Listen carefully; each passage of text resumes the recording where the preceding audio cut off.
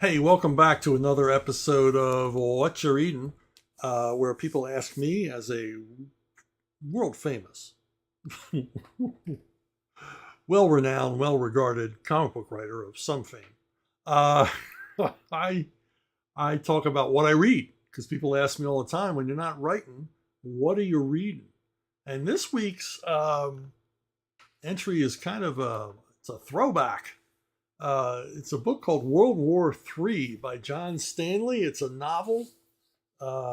And I, you know, back in the 70s, which is when this was published, I hung around the bookstore a lot, paperback bookstores and used bookstores, and spent a lot of time haunting them. And this is a book that I would see on the racks all the time. I obviously got really good distribution. I would see it everywhere.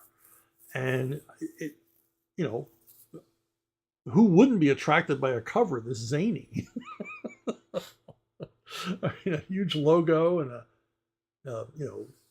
American GI and a Chinese soldier, flames, and a chimpanzee. Always curious about it, but I never picked it up.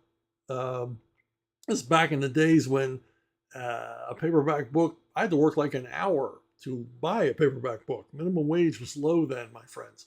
And even though paperback books were astonishingly cheap, they were still sometimes an unaffordable item to me at the time.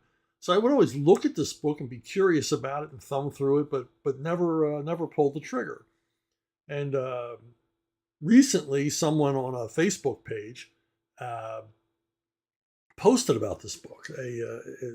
A Facebook page I often go to, a group that's interested in men's adventure paperbacks in the 1970s, which this certainly is one. And it made me, hunt for the book, go on eBay and pick myself up a copy. It didn't cost too much. Cost a lot more than it would have cost in 1975, but not so much. And I read it, and boy, I really enjoyed it. I really enjoyed it. I would have enjoyed it then too. It's kind of a wacky, crazy kind of books that they did in the 70s. It proposes a third world war, and it brings us into a group of combatants in China, where it's basically a land war. It's an infantry war, tank war being fought in China. And we're introduced to a Chinese officer who, at the very beginning of the book, his unit is wiped out by a Unit 323, which is made up of trained chimpanzees. Apparently, in this book, the author, this book, let me start by saying a lot of this book is largely parody. It's a great war story. It's a great men's action story, but there's a great deal of satire in this book. There's a great deal of kind of Joseph Heller or Kurt Vonnegut kind of twisted view of reality in this book, which I really enjoyed. It's what I mean by they just don't write books like this anymore.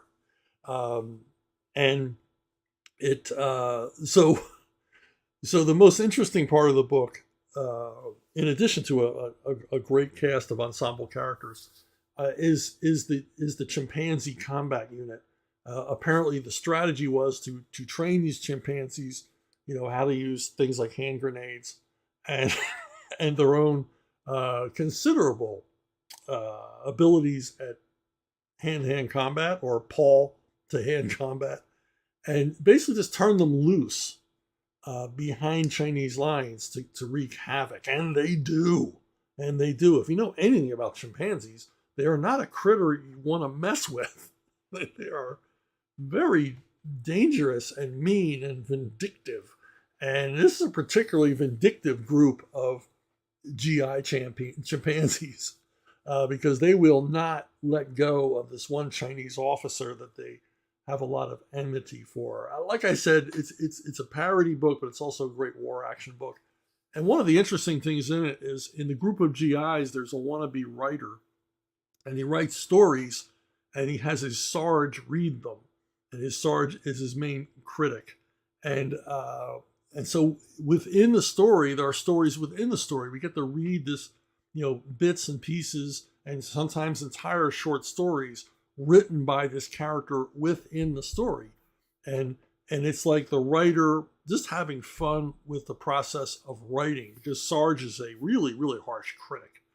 And the funniest, like the most meta joke in the book is that Sarge is always telling this wannabe writer that his characters are stereotypical. His characters are cliched.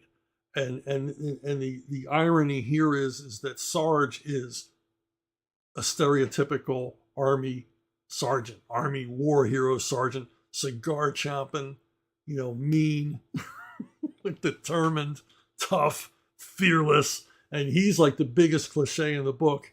But it's so much fun. It's so much fun. So if you get a chance, cruise eBay or Abe Books or Alibris or whatever, and find a used copy of this. It's definitely worth your time.